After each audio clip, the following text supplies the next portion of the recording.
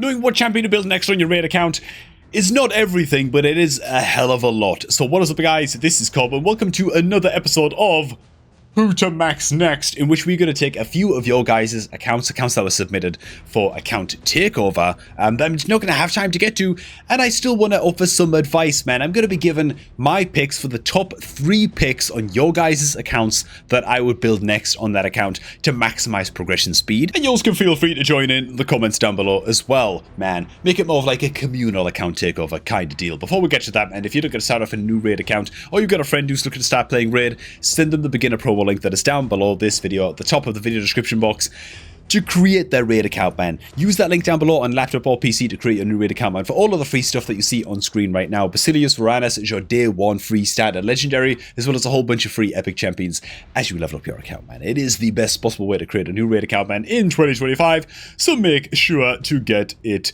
done. Gosh darn it. Bam! Welcome now to account number 1, the account of Mr. Sonska. For your viewing pleasure, I've already gone ahead and just put a huge red box around all of the champions that are already level 60 on this account. Those guys are eliminated. My top 3 picks for what I would max next on this account.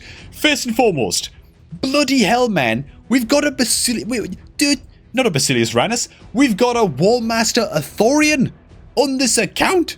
It's an incredible champion to have early on, and it already gets me thinking about the possibilities for getting early Hydra chests on this account. I don't want to get ahead of myself. We've only got like a half dozen level 60s on this account, man, but I'd be getting wiggly, right, to get involved in Hydra on this account as quick as possible, even if it's just to deal like 3 million damage or 4 or 5 million damage and get some of the early Hydra chest keys and get those Mithrala fragments coming in, just boosted by Wallmaster. In fact, for that reason, you know what? I'm gonna be crazy as hell, dude. And I think by pick number 1 for what I would build next on this account, I'd go straight in for the Seeker, bro. We need a Provoker on this account at max level as quickly as bloody possible. Volgoth isn't gonna cut it. Volgoth is a fine Provoker, but his cooldowns are just a bit too long. The Seeker, on the other hand, Seeker has the advantage of bringing an A1 provoke, double hitter A1 with a 50% land rate provoke once this skill is fully booked. He's also extremely fast. Build him high speed, high accuracy so he can land those provokes and be moving quick, and taking advantage of his A2, which is a 30% 10 meter fill, giving himself an extra 10 on this A2 as well. He just pumps this A1. This is my chief provoker champion on my own free-to-play account. Sometimes I have to restart the Hydra run if his first provoke in the fight fails to land. That can just get us off to such a terrible start that I just have to restart, but that's fine. That's the sacrifice I'm willing to make in the early game of my free-to-play account. And for me, some nice early Hydra keys on this account as well for Mr. Sonsk would make a big difference, man. Getting the Seeker in there in the squad alongside like Wallmaster, Loki, ideally in like a cursed set to land some Hex debuffs. He's also going to bring another form of block buffs. So we're going to have plenty of block buffs in the team. We'll probably have to rely on Scylla the Drakes as a healer in the team, which is terrible, but we have no better option for a healer in the team for a little while at least. We could then just fill the team out with the likes of Haikatun as the speed aura lead. As long as she's fully booked, she can do a decent job of just speeding the team up. Again, she's not a great Hydra champion, obviously, but as long as we're just getting like the first chests out of Hydra, I think it's totally worth it. Volgoth can then come in if we need a bit more healing, or if we just want a bit more damage, we can throw in the Alice or the Rathalos, and like, that's our beginner Hydra team right there, bro, you know? So that's what I'd be doing, man. I'd go for the Seeker as my pick number 1. So this account has plenty of block buffs, plenty of AoE damage. We're going to take care of the Provoker role against Hydra and Magma Dragon and all that kind of stuff. We're lacking healers, and though I scan through the champion roster, I don't see any good healers anywhere that are particularly worth building for use into Hydra and stuff like that. And you also see a bunch of legendaries that are just not really, well, let me just go ahead and change this to a cross, that are not really worth building and not really worth booking on an account like this. For me, these are legendaries that you can kind of leave by the wayside and focus on what we've already got at max level for quite a while on this account. My pick number 2 is, I think that we've got to get a little bit more serious about 10 meter control at max level. We're also we're lacking decreased defense as well, though. Ooh, we're bigly lacking decreased defense. I only see one option that we can go for, and he's not going to be the kind of champion that you want to bring into Hydra necessarily. This account is screaming out for like a Stag Knight or something like that. We might have to go in for Dythe as the decreased defense option, which is a bit weird because he's more of like a damage dealer first and a debuffer second. Great champion, of course. Like, Dythe's great. I'm not like talking him down or whatever. I'm just saying We've already got like a lot of AoE damage nukers with Alice and Wallmaster and Rathalos already at max level. And Dithey kind of brings a lot of AoE damage in his kit, and so I'm not super hyped about the amount of overlap going on there, but we really need a decreased defense champion to take into just things like, you know, Doom Tower waves and stuff like that, you know, and so that will be a safe champion to build out. Like, Dithey's always going to get value on an account, albeit even just in faction wars eventually. Like, he's always going to get some value. For me, for my pick number 3, or maybe my pick number 2, I'm not sure what order I put these in, I'd go back for the Armiger. He's a nice, easy build. He's sitting at level 40, some crit rate gauntlets. I build the crap out of this guy. Get some 10-meter control going. We probably need that in this team. On this roster, rather, into the likes of Fire Knight. Armiger's 10-meter control is kind of unrivaled for how cheap he is to build, being an uncommon champion. 10-meter decrease of 30%, but again, only if this attack is critical, so he needs the crit rate gauntlets, he needs the accuracy, he needs good speeds, and then he needs to be kept safe and just ferry him to the boss. You use him in Spider's Den as a 10-meter controller, you can use him in Fire Knight, use him in Darkfare, even, in the likes of Doom Tower, Scarab King, although we already have it. Do we have a Scarab King solo champion on this account? No, we do not. So as long as we have a champion on the account that can apply shields to everybody in your team, Haikatoon plus Armiger can be a great little like 10-meter controller option, like duo to throw into Scarab King and Doom Tower. We just need a 10-meter controller, and he's basically our only good option unless we want to build the bloody Lordy Legionary, which I really wouldn't recommend doing, to be fair. An honourable mention I also throw out as well is, if we need a bit more help into Fire Knight and Armiger isn't quite cutting it, we can build Morag as one of our damage dealer options into Fire Knight, and she also is going to bring in the ally attack skill, which is just going to help us break down the Fire Knight's shield stacks and then get our Armiger attacking into the boss. And yeah, they're just a good little combo, you know, if she's needed. That said, we've got like a Vogoth with a triple hitter, you know, we've got some pretty good champions up at max level for using the Fire Knight. Even Wallmaster Thorian brings a double hitter on his A too, so. And so those would be my pick for Mr. Sonska. Next up, man, we've got the account of Mr. Gregory, where I'm just going to hide my camera for a little while so you guys can really take in and absorb the full roster as I go ahead and highlight Gregory's level 60 champion roster, which, oh god, that's all there is. Gregory, do you hear me? What's with this level 60, sorry, this level 50 syndrome, in fact, level 40 syndrome action that we've got going on in this roster, dude. So many champions at level 40, so many champions at level 50 on this account, and only 4 level 60s. You already knew I was making that face before I turned the camera back on, man. Good, dude. Luckily for us, we've got a very special champion on this account who just solves everything. Man, she just fixes everything, bro. And that's what this champion is for, really. You get this champion as a free login reward champion, okay?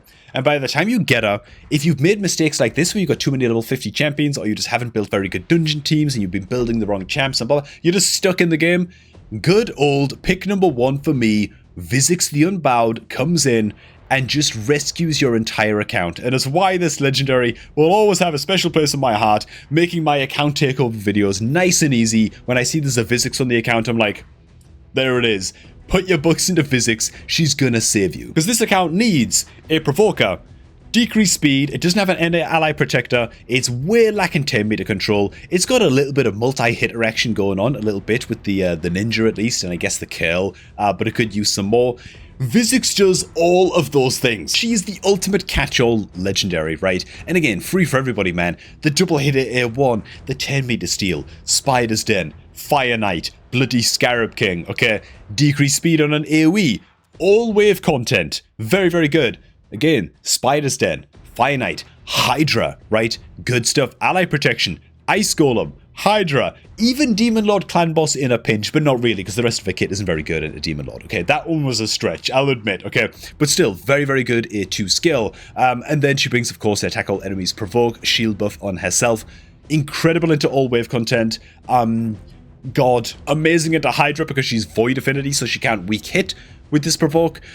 Just very reliable stuff, man. A great legendary champion. I would definitely recommend that Gregory builds this champion out next on this account. Next highest priority, and to be honest, we could even go back and maybe prioritize this champion before the Vizix. Like, we haven't even built a core starter team yet on this account, which is kind of insane because there's a lot of work to be done here on this account in terms of ranking up champions. A lot of work has been done taking champions up to 40 and 50, but good old Haikatoon is still sitting at level 40, which is crazy as hell. She's also like the only decent increased speed champion that we've got here. Now, I hear you cry that we've got Apothecary sitting right here, and Apothecary is definitely an alternative option that we could go for. I'd be fine with either, just to be clear. I just lean very, very slightly more towards High Cartoon.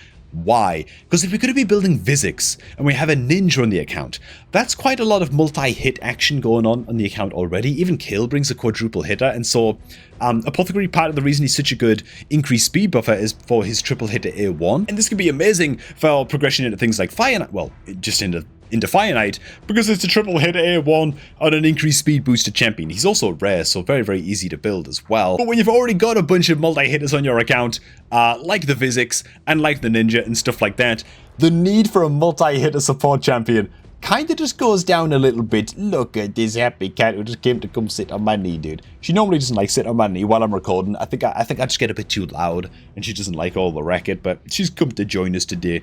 Her name is Little Numpkin. She is so effing cute, and if you ever saw her, you say she's cuter than a newt. There's my little numpy jingle, man. I sing that to her every morning, man, when giving her biscuits. And so, yeah, I'd go for the High Cartoon over the Apothecary here. Why? The High Cartoon's bringing a decreased speed on her A1. Very, very important debuff to bring. She also brings a speed aura, which is crucial, right? She brings a 19% speed aura in all battles, man. The aura is very, very good, especially in the areas like Classic Arena and just Tag Arena for getting you started in those game modes and setting up your first arena teams. It's solid into Fire Knight, where you want to be moving as fast as possible compared to the boss, right? You're going to be outspeeding the boss by a lot. Same thing into Spider's Den. It's a big deal having this 19% speed aura in all of those game modes, right? She's also going to help the Physics survive against the waves too, right? Not only does she bring the increased speed and 10 meter boost, same as Apothecary, but she also brings the attack all enemies 10 meter decrease for enemies on a 410 cooldown on her A3 as well, just helping the Physics to survive. Like, High Cartoon and Physics combined into just one little squad, that's actually a nutty amount of wave control to have in like an early game account, which honestly, this account is still in early game. I can't actually see my screen right now because Numpkin has taken to sitting on my desk. I can't see a gosh darn thing, so she's decided to clean herself on my mouse mat. So I apologize for that. God, my throat is still not good. It's been rough going, man, over the past few days. God, I've been having sternum pains from constrictitis or whatever the hell that condition's called. You get like flare-ups in your sternum. I think it's from like bad posture, so I've got like some like back pillows going on my chair, and I'm trying to do stretches every day and stuff. Oh god, and then my throat's playing up. This has been bad going, dude. Oh my god. Anyways, High Cartoon would be my second pick on Mr. Gregory's account. As for what I'd go for next, again, we're just trying to like check as many boxes as we possibly can here in terms of champion builds, because even though we have all these champs, we're still in the early game of this account. I can guarantee that we're not clearing 20 dungeons, like stage 20 dungeons, most of the dungeons, maybe Dragon. But yeah, next champion I would build, where is he? He's way off down at the bottom. There he is, man.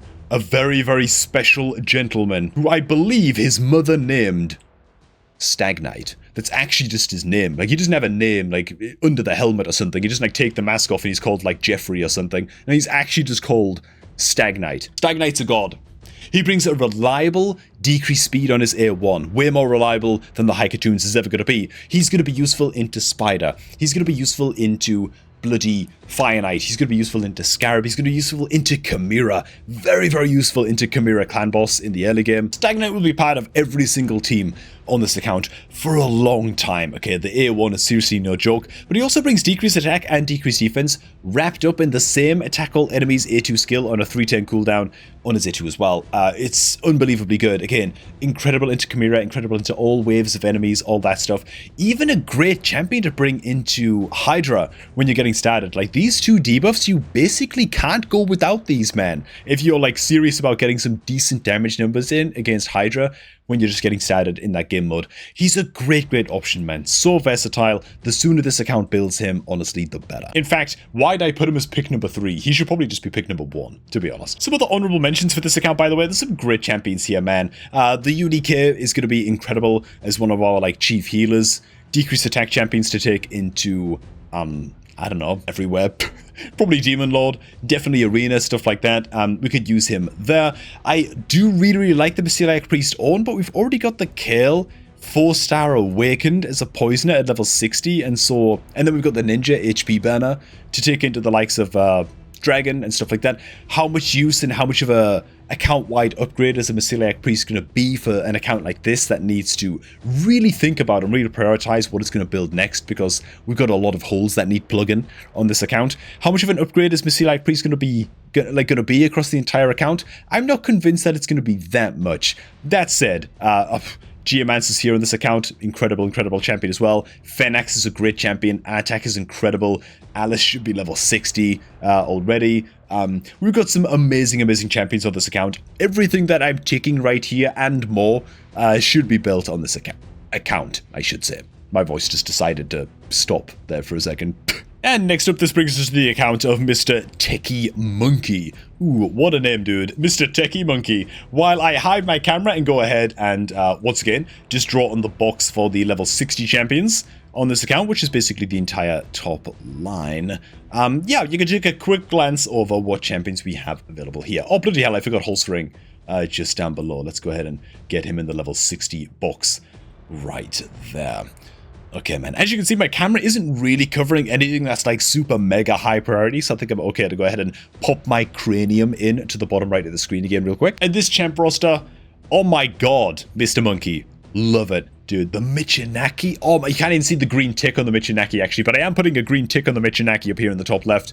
Very good champion, man. The Ninja, the Attack, like our banners and our AoE control, and the Elva, and the, oh my god, and the Duchess.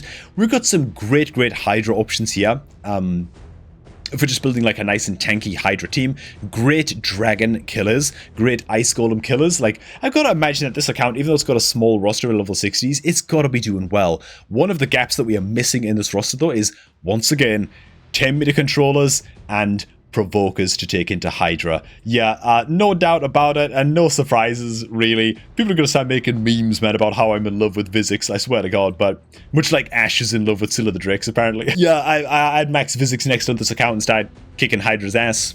That's it, really. I think that this account can do it. And in fact, the next champion that I would take up to 60 right after the Vizix, I'm just going to jump straight into it, would actually be Norog. Dude. Is that crazy as hell of me? It could be, honestly, the Sun Wukong as the block buffs champion, but like provoke and block buffs, that's the only thing that we're missing for this Hydra team, and we have two very good options right here, or I guess if you include the Sun Wukong, three very good options right here that we could choose to take up next on this account. Now, the thing about Norog is that he used to suck, and he's still not an incredible champion. Where is he? Oh, there he is. He's still not an incredible champion. He was buffed up recently just to make his, I think it was to make his A2 more consistent with placing decreased defense.